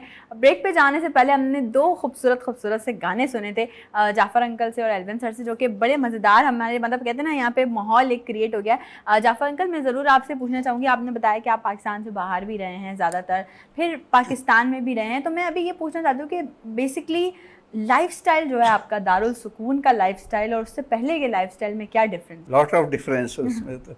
बिल्कुल बाहर बताइए। असल में मैं अमेरिकन के साथ काम किया है मैंने, सही। About 33 years. ओके। और उस सिलसिले में ऑफिशियली फिर मैं और भी कंट्रीज़ में जाता था, like Singapore, Thailand, Iraq, Iran, Cyprus, all UAE, और दुबई मेन ऑफिस था। सही। लेकिन हेड ऑफिस हमारा ह्यूस्टन था। ह्यूस्टन था। ओके। हमारे यहाँ अमेरिकन फ्लैग्स के अंडर द अमेरिकन फ्लैग्स हमारे शिप चलते थे। ओके। और एयर कंडीशन थे, और वो ओशन गोइंग थे, और हम दुबई में हमने तेल निकाला समंदर में। तो वो जो रिग लगे होते थे वो, और हम शोर पे काम करते थे, वो एक हमारा सिलसिला रहता था 50 मील दूर समंदर में और यहाँ किनारे के ऊपर। तो उनके साथ रहते रहते मेरी जो लाइफ थी वो बिल्कुल ही टर्न हो गई। मैं बहुत ज़्यादा सोशल हो गया उनके साथ। मेरी शादी हुई, मैं बीवी को वहाँ बुला लिया, फिर बच्चे वहाँ हुए, बच्चे वहाँ पढ़े लिखे, और उनके साथ रहते रहते एक डिसेंट लाइफ थी मेरी। लेकिन फिर ये कि इत्तेफाक से मेरी बेटी ने कहा कि पापा मुझे तो डॉक्टर बनना है, और वहाँ उस सिलसिले में था नहीं कोई। लिहाजा पाकिस्तान आ गया मैं। अब पाकिस्तान आने के बाद में मैंने अपनी फैमिली को सेटल किया, एक किराए का मकान लिया सिंधी मुस्लिम हाउसिंग सोसाइटी में, उनको वहाँ सेट किया, उनको डाउ मेडिकल कॉलेज में एडमिशन कराया, और मैं फिर चला गया। और फिर मैं वहाँ काम करता रहा इस तरीके से। तो पैसे मैं इनको भेजता रहा था, समझे। लेकिन ये कि वहाँ की जो लाइफ थी वो लेविश लाइफ थी, लेविश लाइफस्टाइल, और पाकिस्तान स्पेशली बहुत डिफरेंस है। वहाँ हमारे यहाँ तो ये था कि try to achieve excellence whatever you do, और यहाँ नहीं है वो ऐसा। यहाँ ये है कि टालो जितना भी टाल सकते हो। सो ट्रू, सही कह रहे हैं। वक्त गुजारना है यहाँ पर। अच्छा, लेकिन यहाँ आने के बाद भी मैंने कराची में एज ए HR मैनेजर काम किया है। एक बड़ी कंपनी थी यहाँ, 7 कंपनीज का ग्रुप था। उन लोगों ने मुझे एज ए HR मैनेजर रखा। मैं काम कर रहा था, तकरीबन 10 बरस मैंने काम किया। मेरा एक्सीडेंट हो गया। उस एक्सीडेंट के सिलसिले में सर्जन ने कहा कि अगर आपका ऑपरेशन हम करेंगे तो ये सीरियस ऑपरेशन होगा एंड उसकी गारंटी कोई नहीं कि आफ्टरवर्ड्स क्या होगा। लिहाजा मेरे बेटे ने कहा कि इसका कोई ऑप्शन, कहने लगे ऑप्शन ये है कि एक तो ये जॉब छोड़ दें, अच्छा, नंबर 1। नंबर 2 ये कि ड्राइविंग करना छोड़ दें, और नंबर 3 कि इजी लाइफ गुजारें, नो बर्डन, नो टेंशन। लिहाजा मेरे बेटे ने कहा, मैं अम्मी से पूछ लूँ वो क्या कहती हैं। तो अम्मी ने कहा भाई ठीक है, तुम सोचो, अगर अफोर्ड कर सकते हो तो। मेरे बेटे ने कहा ठीक है, आप घर पे बैठ जाइए, आपने बहुत काम कर लिया, अब मैं काम करूँगा। अब उस एक्सीडेंट के अंदर ये ऑपरेशन हुआ मेरा, तो अब उन्होंने मशवरे करके दारुल सकून ढूंढा, और यहाँ आने के बाद में उन्होंने मुझे दाखिल कर दिया, और यहाँ मैं इम्प्रूव कर गया और ज़िंदा रहने की एक नई उम्मीद वलवला हो गया रहने के लिए। और यहाँ पर फिर मैंने देखा कि मुझे यहाँ एक्सरसाइज करने की सहूलत है। दूसरे ये कि एक्टिविटीज़ हैं, बिल्कुल एक्टिविटीज़ क्लासेस हैं यहाँ, और बहुत से डेलीगेशन आते हैं हमारे, माशाल्लाह बहुत आते हैं। और इसमें सिस्टर फजीलत को मैं क्रेडिट दूंगा, ये माशाल्लाह फ्री हैं, फेमस हैं, फेमस है। एग्जैक्टली। लिहाजा अब मेरे बच्चों ने कहा कि पापा अब तो बहुत ठीक हो गए, आप घर चले। मैंने कहा भाई अब मैं घर नहीं जाता। आया, क्या बात। इसलिए कि ये जो फैसिलिटीज़ मुझे यहाँ हैं वो आप प्रोवाइड नहीं कर सकते घर के ऊपर। यहाँ जो लोनलीनेस घर पे होगी वो मुझे यहाँ नहीं है। एग्जैक्टली ऐसे। समझे, आप सब बिज़ी हैं, आप बिज़ी रहिए। और यहाँ आप देख लीजिए, मेरा यहाँ कमरा है, साफ़ सुथरा माहौल है, हर चीज़ टाइमिंग, फौजी लाइफ है कि नाश्ता 6 बजे, चाय 10 बजे, खाना 1 बजे, शाम की चाय 4 बजे, रात का खाना 7 बजे। तो ऐसे सिचुएशन में कौन चाहेगा कि छोड़ना। और फिर सिस्टर फजीलत ऐसी कि मैं तो इनको देख के जीता हूँ, सच्ची बात ये है। क्या बात है। समझे, ये अगर रहती हैं बिल्डिंग के अंदर ना, हर आदमी, हर पेशेंट, हर रेजिडेंट महफूज समझता है अपने आप को। हाँ, बिल्कुल ऐसा ही है। जिस तरह से एक फैमिली का सरबराह घर में होता है, तो वो महफूज समझता है अपने आप को। ऐसा ही हमारा सबका ऐसा ही है। बिल्कुल ऐसा ही है। तो सिस्टर, अगर मैं सॉरी जाफ़र अंकल, अगर मैं सिस्टर आपसे बात करूं, जैसे जाफ़र अंकल बता रहे थे इतनी सारी चीज़ें कि एक्टिविटीज़ होती हैं, लेडीज़ की भी अलग एक्टिविटीज़ हैं, जेंट्स की भी अलग है। तो हम अगर लेडीज़ एक्टिविटीज़ की बात करें, इन्वॉल्व रखने के लिए, एक्टिव रखने के लिए, फिजिकल एक्टिवनेस के लिए, तो क्या क्या चीज़ें हैं दारुल सुकून में जो है कि एक्टिविटीज़ हैं लेडीज़ के लिए? पहले तो मैं ये क्लियर कर दूं कि सेपरेट कोई एक्टिविटी नहीं है, सही, सब एक साथ ही है, सब एक साथ ही ठीक है। है।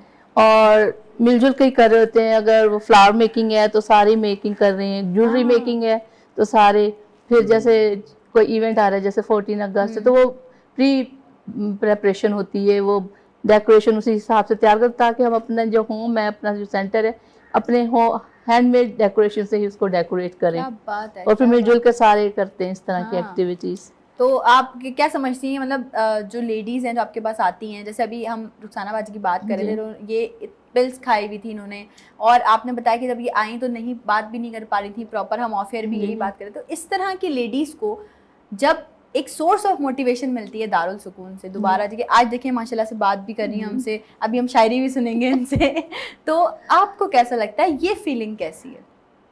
ये कि मतलब एक अजीब सी इनर पीस और जॉय होती है कि I am the source of to, मतलब किसी को मतलब जिंदगी की तरफ लेके आए।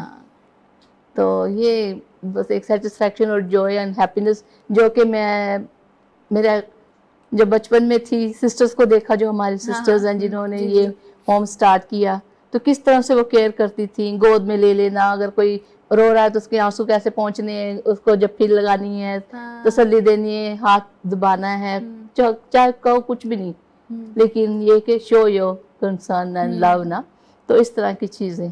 अच्छा, और अगर हम करते ये रेशियो देखें, जैसे अभी बात की इन्होंने भी कि भाई कुछ देयर आर सम रीजंस जिसकी वजह से बेटी छोड़कर गई, यहाँ भी इसी तरह के था। अगर हम रेशियो देखें तो क्या समझती हैं आप कि ज़्यादातर पेरेंट्स या बुजुर्ग अफराद खुद आते हैं या उनके बच्चे छोड़कर जाते हैं? बच्चे छोड़ के जाते हैं, तो कुछ हैं जो आते हैं वॉलंटरी तौर पे, खुद से भी मैं घर में नहीं रहना चाहती या नहीं रहना चाहता, तो हम इनकरेज नहीं करते हैं। कोशिश करते हैं कि कोई ना कोई गार्डियन हो, कोई ना कोई रेफरेंस हो, ताकि खुदा ना खास्ता देखे पहले कुछ बीमारी भी हो सकती है, एक्सीडेंटली कोई गिर भी सकता है, चोट भी लग सकती है, खुदा ना खास्ता डेथ भी हो सकती है। तो बाद में फिर हमें नहीं पता कि कोई अगर कोई रिलेटिव आ जाए तो फिर हमारे लिए प्रॉब्लम हो, फैमिली के लिए प्रॉब्लम हो, तो हम कोशिश करते हैं कि गार्डियन साथ में हो, चाहे वो बेटा हो, चाहे रिश्तेदारों में से कोई हो जो उसकी गारंटी ले। हाँ ठीक वही है। करते तो हम मतलब इस तरफ भी रेफर करते हैं कि अगर कोई हमारे पास पेरेंट्स आते हैं तो यानी कि दारुल सुकून इस चीज़ पे इम्प्रोवाइज करता है कि आप फैमिली की तरफ वापस जाएं। जी बिल्कुल, मतलब कोशिश पहले यही कोशिश होती है। पहले यही हम पूछते हैं, क्वेश्चन करते हैं कि व्हाट इज द रीज़न, क्यों आप डालना चाह रहे हैं, क्यों एडमिट करना चाह रहे हैं। सही। तो अक्सर देखा जाए तो बिहाइंड तो वो प्रॉपर्टी का ही इश्यूज होते हैं, अगर वो फीमेल है तो सास बहू वाले इश्यूज होते हैं, इस तरह के मामला होते हैं। लेकिन अब पहले हम कहते थे कि छोड़ गए हैं, अच्छा नहीं किया कि औलाद छोड़ गई है, तो अब कहते हैं ज़रूरत भी है और मजबूरी भी है हाँ आजकल के दौर में। ऐसा ही है। लेकिन ये कि वही बात है ना, जैसे भी हम कह रहे थे कि भाई दारुल सुकून में जो है वो आपको घर से वो बता, जाफर अंकल ने एक मिसाल ही दी कि उन्होंने कहा भाई मैं नहीं जा रहा घर वापस, क्योंकि यहाँ जो लोनलेस मुझे घर में फील होगी वो यहाँ नहीं होगी। तो आपका एज ग्रुप है सेम, आप सारे लोग एक जैसे हैं, तो आपको एक फैक्टर मिल जाता है। मतलब आप घूम रहे, फिर अच्छा घुमाने लेके जाते हैं, ट्रिप्स होते हैं, ट्रिप्स होते हैं, रेस्टोरेंट में खाने भी होते हैं, खाने पे जाते हैं, रेस्टोरेंट में भी लेके जाते हैं, क्रिकेट खेलने जाते क्रिकेट हैं। खेलने जाते हैं, स्पोर्ट्स होते हैं। अच्छा जी जी, अभी भी रास्ते में आते हुए मैं कहते हैं कि आज शाम को इनको सी व्यू पे लेके जाएंगे घर। रास्ताबाद तक, दो दरिया, सीवीओ, पता नहीं कहाँ कहाँ जाते हैं, वो हक्सबे तक। क्या बात है। सबसे अच्छा क्या लगता है कराची में घूमने जाने के लिए? सी व्यू? सीवीओ भी अच्छा है, हक्सबे भी अच्छा है। गवर्नर सिंह ने हमें आए थे हमारे पास जब हमने मदर्स डे सेलिब्रेट किया था, एक कप माँ के साथ चाय का ना, तो गवर्नर साहब आए थे, कामरान तसूरी साहब, तो उन्होंने प्रॉमिस किया था कि वो हमें पिकनिक देंगे। अच्छा अच्छा अच्छा। तो माशाल्लाह उन्होंने अपना प्रॉमिस बहुत जल्द, एक हफ्ते में पूरा किया, और बहुत ज़बरदस्त उन्होंने इंतज़ाम करवाया हमारे लिए सी व्यू पे। बसें भेजी, एयर कंडीशन बसें आई, सबको पिक किया, 1 to all तकरीबन समझे कि व्हील चेयर वाले पूरे होम को मैं लेके गई। क्या बात है, क्या बात है। मैं भी साथ, आप भी साथ थी? व्हील चेयर वालों को भी ट्रांसपोर्ट, समंदर, बारबेक्यू, और वाह क्या वो सेटअप लगा हुआ था। तो मैं रियली ग्रेटफुल हूँ सिंध गवर्नमेंट की, और खासकर अपने गवर्नर सिंध की।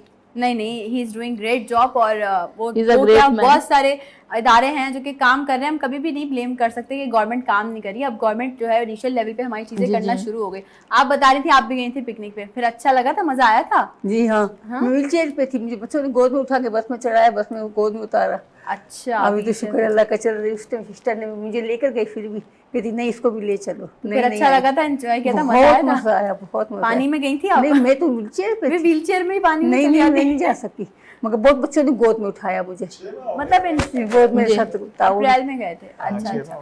आपसे शायरी सुननी है हमें रुखसाना बाजी, कुछ अच्छा से सुना दें। शेर थोड़ा मुझे पसंद है। हाँ प्लीज। तुमसे उल्फत के तकाजे न निभाए जाते, तुमसे उल्फत के तकाजे न निभाए जाते, वरना हमको भी तमन्ना थे कि चाहे जाते। क्या बात है, वाह वाह। आगे भी है या इतना ही है? बस ये थोड़ा सा और कुछ और, एक शेर और हो जाए।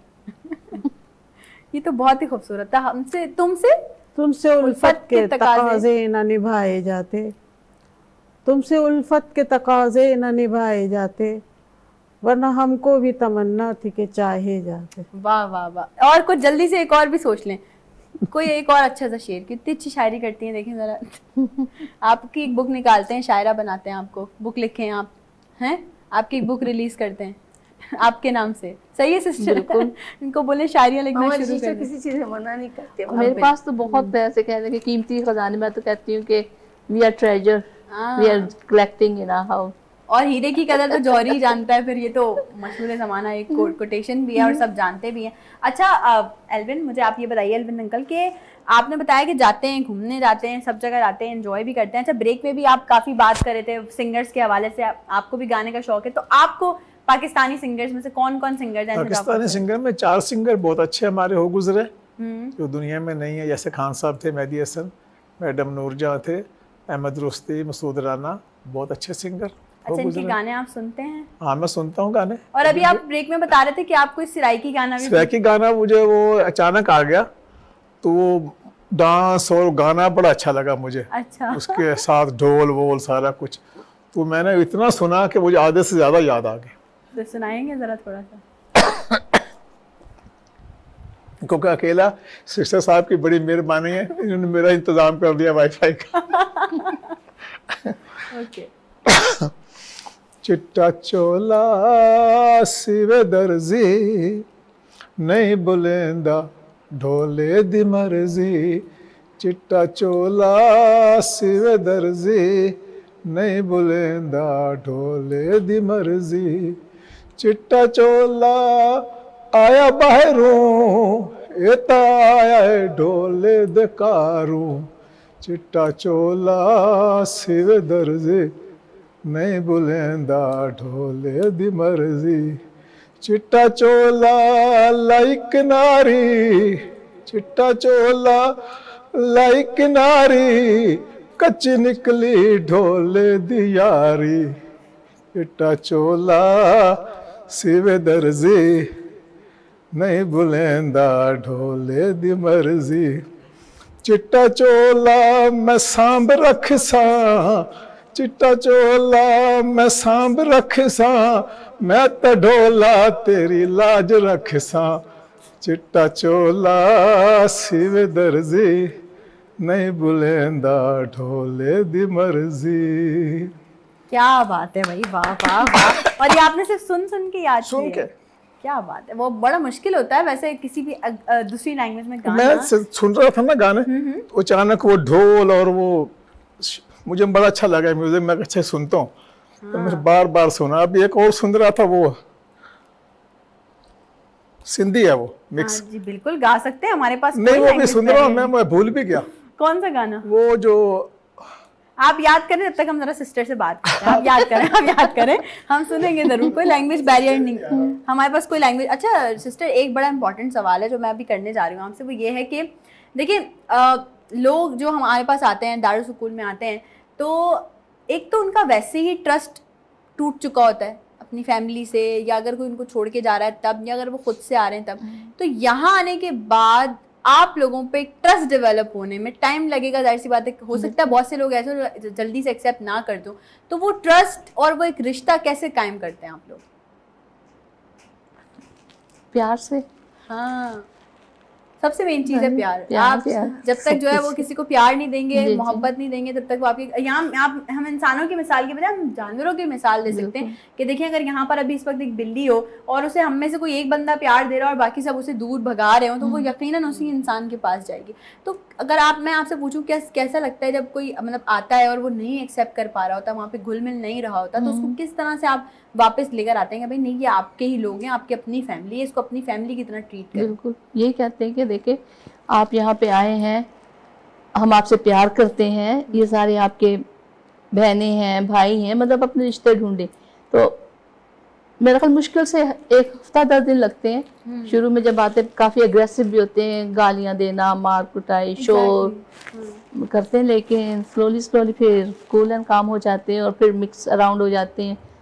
मतलब बहुत कम है जो अभी तक मिक्स नहीं हो पाए। 1-2 लेडीज हैं मेरे पास जो कि अभी तक नहीं निकले इंस्ट्रूमेंट्स, नहीं एक्सेप्ट कर पाते।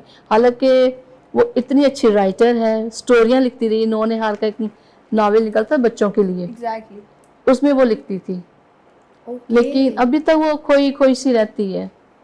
बहुत उसको कहते हैं कि जैसे आपको लिखना आता है, मजमून नवीसी करो, लिखो। अगर आप नहीं किसी से शेयर कर सकते तो कम से कम लिख के आप अपना वक्त पास कर सकते हो। तो बस वो कहते हैं कि बस मुझे जाना है, घर जाना है, मैं कब घर जाऊंगी। लेकिन मेजॉरिटी तो मतलब अब एक्सेप्ट कर चुकी हैं, और जाना नहीं पसंद कर, जाते भी तो कहते नहीं भी हमें वापस छोड़ के आओ। हाँ मतलब एक भाई हम घर देख के आ जाते हैं बस, और हाँ। बस वापस हमारा घर और वही है। ऐसा ही हुआ, अभी रिसेंटली एक गई थी फीमेल अपने घर पे, पहले भी जाती रही है लेकिन इस दफा कहती नहीं भी मेरा दिल ही नहीं लगता वहाँ घर पे। मैंने कहा छोड़ के आओ मुझे वापस, तो वापस आ गई। आते हुए साथ में वो गोश्त लेके आई, मैं कोरमा बनाऊंगी, अच्छा खुद से कोरमा भी बनाया। ये कि हम बिल्कुल घर जैसा माहौल है। कुकिंग वगैरह जो है वो सब मतलब आप लोगों के अलग से कुक्स हैं या जो हमारी अपनी जैसे लेडीज हैं वो खुद ही करनी? नहीं हमारे स्पेशल कुक है अपने। Special cook जी जी, नाइट के लिए और मॉर्निंग के लिए। और बाकी अगर किसी ने कुछ स्पेशल बनाना है तो हम इनकरेज करते हैं, और वैसे भी हमारी एक्टिविटी होती है जैसे फूड डे है तो भाई यहाँ पे किचन में जाना, कुकिंग करना, कुकिंग डे, तो फिर सारे वो लगे होते हैं, सब्जी साफ कर रहे हैं, जा रहे हैं किचन में बना रहे हैं। तो इस तरह मतलब किसी न किसी एक्टिविटी में वो लोग एक्टिविटी में रहते ही भी हैं। मसरूफ रहते हैं। ऐसा नहीं है कि मतलब बिल्कुल, क्योंकि जाहिर सी बात है जब वो खाली बैठेंगे कुछ सोच रहे होंगे तो फिर वही पुरानी चीजें रिकॉल होंगी और फिर आप ये एंजॉय करते हैं सारे ना। वो अगर फ्रूट डे आ गया, एप्पल डे, तो वो एप्पल की एक्टिविटी, गेम्स करवाओ, जूस बनाओ, मुकाबले करवाओ, कॉम्पिटिशन वगैरह। तो मतलब मैं अभी ये बात कर रही थी कि जब इंसान बूढ़ा हो जाता है तो वो बच्चा बन जाता है, तो ये हमारी सारी एक्टिविटीज ये बच्चों की तरह ही हैं, बच्चों जैसी जो कि चलती रहती हैं। और ये बहुत अच्छा इनिशिएटिव है, मैं समझती हूँ कि ये एक ऐसा इदारा है यहाँ पर आप जो है वो सुकून के साथ, क्योंकि नाम ही ऐसा है ना दारुल सुकून, तो आप सुकून के साथ अपनी ज़िंदगी को बसर करते हैं। एक छोटी सी ब्रेक की तरफ चलते हैं, ब्रेक से वापस आएंगे तो कुछ और क्वेश्चंस भी हैं, जब तक जो है वो आप गाना भी सोच लें और आप कोई और शेर भी सोच लें। ब्रेक से वापस आके आपसे ये चीज़ें सुननी हमने, जल्दी से जाइए और जल्दी से वापस आइए।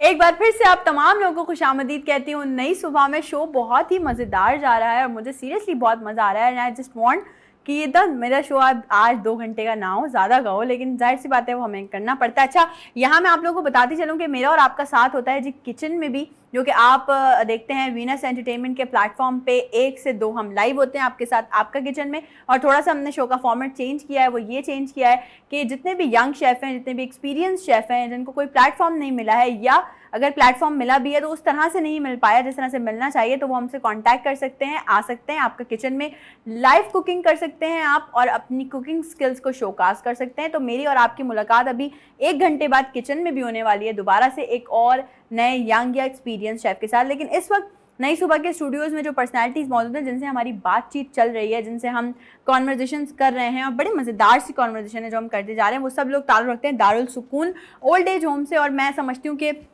ये वो लोग हैं जिनको देख के हमें ज़िंदगी जीने के लिए इंस्पिरेशन मिलती है, मोटिवेशन मिलती है। हम एज ए यंग चाइल्ड बहुत सारी चीज़ों से घबरा जाते हैं, हिम्मत हार जाते हैं, लेकिन जब ऐसे लोगों को देखते हैं हम लोग जो कि इतनी मतलब कहते हैं ना मोटिवेशन के साथ अपनी ज़िंदगी को जी रहे हैं, इतनी मोटिवेशन के साथ अपनी ज़िंदगी में जो है वो कोई ना कोई काम कर रहे हैं, तो फिर यकीनन हम भी कहीं ना कहीं मोटिवेट होते हैं और हमें लगता है कि नहीं यार, हमें हमारी मुश्किलात या हमारी टेंशन या हमारी परेशानियाँ तो बहुत छोटी हैं इनकी परेशानियों के आगे। सिस्टर, मैं आपसे ज़रूर पूछना चाहूँगी ये बात कि इस वक्त आप क्या समझती हैं कि दारुल सुकून में मज़ीद और क्या ऐसी चीज़ें करने की ज़रूरत है जिससे और मज़ीद इम्प्रूवमेंट आ सकती है? मज़ीद तो मैं जैसे कि जिस लिहाज से मेरे पास एडमिशन आते हैं तो हम चाहते हैं कि अगर वो एक्सटेंड हो जाए और जो फैसिलिटीज़ हम इनको दे रहे हैं, अभी तो फ़िलहाल हमारे पास एक ICU है जहाँ पे हम जब बीमार होते हैं या ज़रूरत होती है तो हम उनको वहाँ पे शिफ्ट करते हैं। तो अगर वो मज़ीद और बढ़ जाए ताकि जहाँ पे 6 होते हैं वहाँ पे हम 12 लोगों को या 24 लोगों को फैसिलिटेट कर सकें। और बहुत से हमने इसमें इम्प्रूवमेंट की भी है। अभी डॉक्टर्स जो बाकायदा एवरी थर्सडे आते हैं हमारे पास, होली फैमिली से भी डॉक्टर्स की टीम आती है, हमारी अपने डॉक्टर्स हैं जो नर्सेज हैं।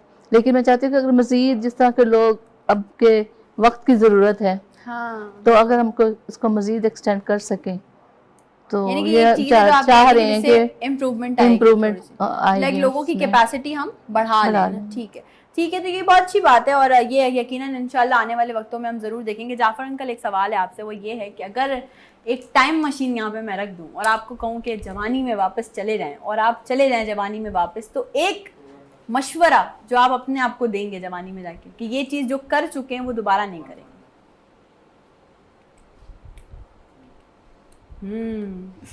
काफी सोच रहे हैं। नहीं, इसमें आप पूछना क्या चाह रही हैं? मैं ये पूछना चाह रही थी, अभी लेट्स सपोज आप अभी मैं हूँ, मुझे कोई बोले कि टाइम मशीन में आप वापस चले जाओ बचपन के दौर में और आप अपने आप को एक मशवरा दो। जैसे मैं आप ये समझती हूँ कि मैंने जब इंटर किया था तो मैंने उस तरह से नहीं पढ़ाई की थी जिस तरह से मुझे करनी चाहिए थी, तो मैं अपने आप को ये मशवरा दूंगी कि भाई सही से पढ़ाई करो, इंटर के पेपर्स दो, इस तरह से करके। तो अगर आप वापस चले जाएं अपनी यंग एज में तो अपने आप को एक क्या मशवरा देंगे? हाँ, यंग एज में अगर चले जाएं वापस तो जो काम नहीं किए वो काम करेंगे, जो रह गए काम। मसलन ये कि हॉर्स राइडिंग का मुझे शौक है, हॉर्स राइडिंग करेंगे, पतंगबाजी करेंगे। इन सब चीज़ों का आपको शौक है? हाँ। अच्छा। और दूसरे ये कि कैरम खेला करते थे, बैडमिंटन खेलते थे, कबड्डी खेलते थे, रात रात भर जागते थे, नारे लगाते थे। और सबसे बड़ी बात यह कि जो दोस्त होते थे मोहल्ले के, बचपन के, वो बचपन के दोस्त याद आते हैं। बिल्कुल बिल्कुल। ऐसे दोस्त आज नहीं मिलते, सही बात है। और आज के दोस्त जो हैं वो साल 2 साल 4 साल। अब फ़र्ज़ कीजिए अलविन जावेद हैं यहाँ पर, अब फ़र्ज़ कीजिए मैं चला जाऊँ अगर घर, या ये चले जाएं घर, फिर कोई नहीं मिलता, जस्ट लाइक दैट।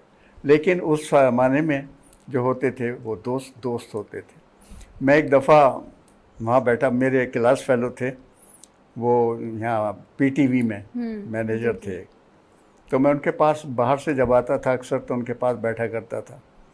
तो एक दफ़ा हमारे यहाँ वहाँ वो आ गए, आलम चन्ना, याद है आपको? बिल्कुल। वो 7-8 फुट लंबा आदमी, आपने तो देखा लाइव। हाँ, तो वो आ गए और एक हल्ला मचा हुआ था बाहर, दरवाज़ा गेट तोड़े दे रहे थे उसका। मैंने झांक के देखा, मैंने कहा भाई क्या हो रहा है? तो वो एक लंबा, मैंने भी पहली दफ़ा देखा था वो आदमी बाहर सड़क पे खड़ा हुआ था मगर हाथ अंदर मार रहा था खोलो। खैर, तो वो उन्होंने कहा भाई आने दो उनको, और वो आ गए सहन में।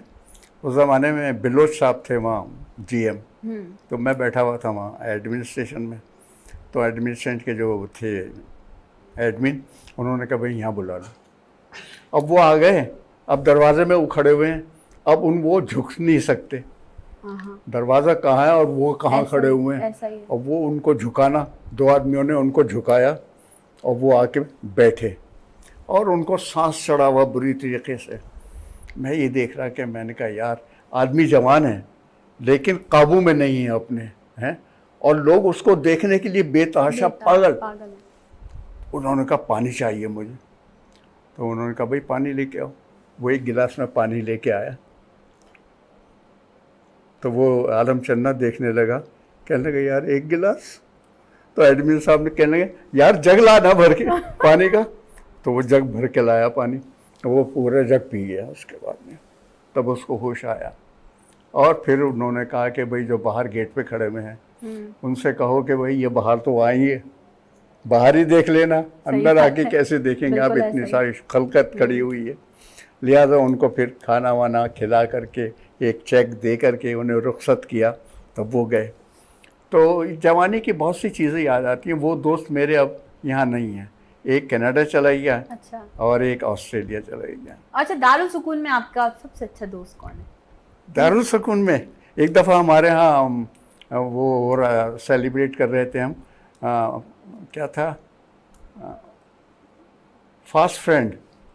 अच्छा। वो is the fast friend. Okay okay.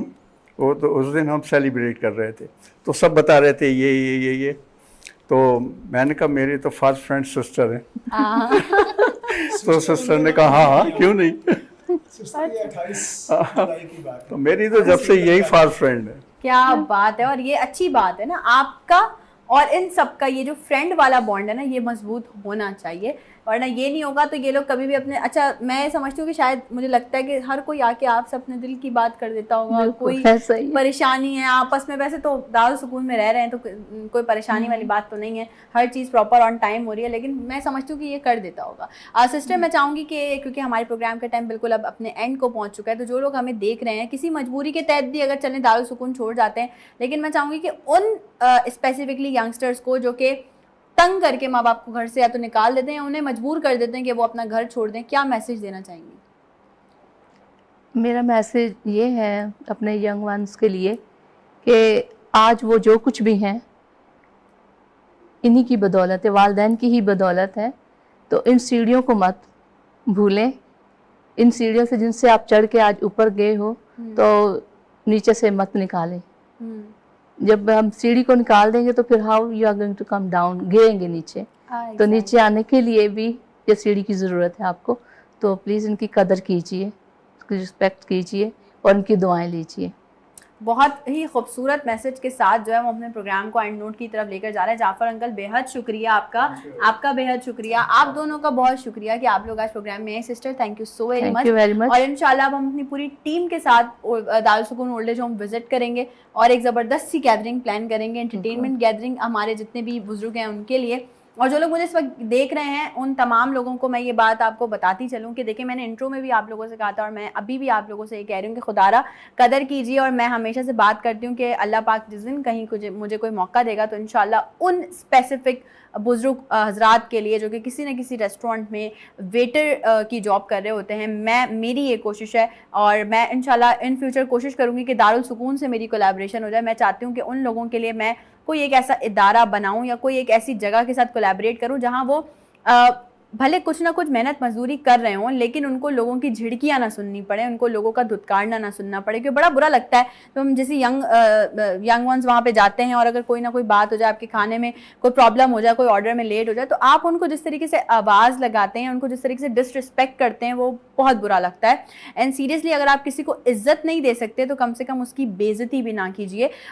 यकीन जानिए अगर आप अपने, अल्लाह ना करे कि आपके घर में से कोई ऐसा फ़र्द, कोई ऐसा बुजुर्ग हो जिसको ये नौबत आए, इस नौबत तक पहुँचे, लेकिन यकीन जानिए कि ज़रा सा इमेजिन करके देखिए कि अल्लाह न करे आपके घर का कोई फ़र्द हो और वो उस जगह पे खड़ा हो और सामने से कोई और उन्हें उस तरह से आवाज़ दे रहा हो या उस तरह से बोल रहा हो, तो बहुत बुरा लगता है। आजकल बच्चों को भी जो है वो थोड़ा सा गलत ट्रेंड की तरफ लाया जाता है। कोई आप देख लें, कोई बूढ़ा जा रहा होता है रोड पे से, चाहे वो मेल हो चाहे वो फीमेल हो, उनको तंग करना शुरू हो जाते हैं, उनको तरह तरह की उन पर आवाज़ें कसना शुरू हो जाते हैं, उनको तरह तरह के नामों से बुलाना शुरू हो जाते हैं। ये चीज़ हमारे अपने घरों से आएगी। हमारे घरों में हमारे पेरेंट्स को तरबियत करना बहुत ज़रूरी है, बच्चों की उनको बताना बहुत ज़रूरी है कि जिस तरह घर में आपकी दादी हैं, इस तरह अगर बाहर कोई बूढ़ी औरत आपको नज़र आती है तो जैसे आप अपनी दादी को हाथ पकड़ के रोड क्रॉस करवाते हैं, इसी तरह से आपको उनको भी करवाना चाहिए। जिस तरह घर में आपके दादा हैं, इसी तरह से जो है वो आपको ये सब करना चाहिए। मैं अपने मतलब दादा की शफकत से महरूम रही हूँ और मैं बहुत ज़्यादा इस चीज़ पे कहती हूँ कि यार काश आज मेरे दादा में होते तो उनसे हम बहुत सारे जो है वो मैं चीज़ें बहुत सारी उनसे सीख सकती थी। मेरा एक स्पिरिचुअल कनेक्शन है उनसे, लेकिन मैं हमेशा उन्हें याद करती हूँ और हमेशा मैं ये कहती हूँ कि अगर आज वो होते तो हम बहुत सी चीज़ें ऐसी थी, ज़िंदगी की बहुत सारी मुश्किलात, ज़िंदगी की बहुत सारी ऐसी चीज़ें जहाँ पे फैसला नहीं कर पाता इंसान, शायद कहीं ना कहीं अपने माँ बाप से भी इंसान वो चीज़ें शेयर नहीं कर सकता, लेकिन ये जो ग्रैंड फादर्स वाला रिश्ता होता है ना, जो बुजुर्ग वाला रिश्ता होता है ना, ये बड़ा इंपॉर्टेंट होता है। तो अपने इन रिश्तों को संभाल के रखिए, इनकी हिफाजत कीजिए, इनकी इज्जत कीजिए, इनको वक़ार दीजिए, ये आपके लिए ज़िंदगी में सब कुछ है। इसी खूबसूरत सी बात के साथ मैं लेती हूँ आपसे इजाज़त। उम्मीद है कि आपको आज का शो बहुत अच्छा लगा होगा। अपनी राय का इजहार ज़रूर कीजिएगा हमारे सोशल मीडिया पेजेस पे। 1 घंटे बाद मेरी और आपकी मुलाकात होने वाली है किचन में, लेकिन नई सुबह के लिए मैं आपसे लेती हूँ इजाज़त। कल इंशाल्लाह सेम टाइमिंग पे मेरी आपसे मुलाकात होगी, कुछ नए मेहमानों के साथ, कुछ नए गेस्ट के साथ। तब तक के लिए अपना बहुत सारा ख्याल रखिएगा। मुझे और मेरी पूरी टीम को दीजिए इजाज़त। अल्लाह हाफ़िज़।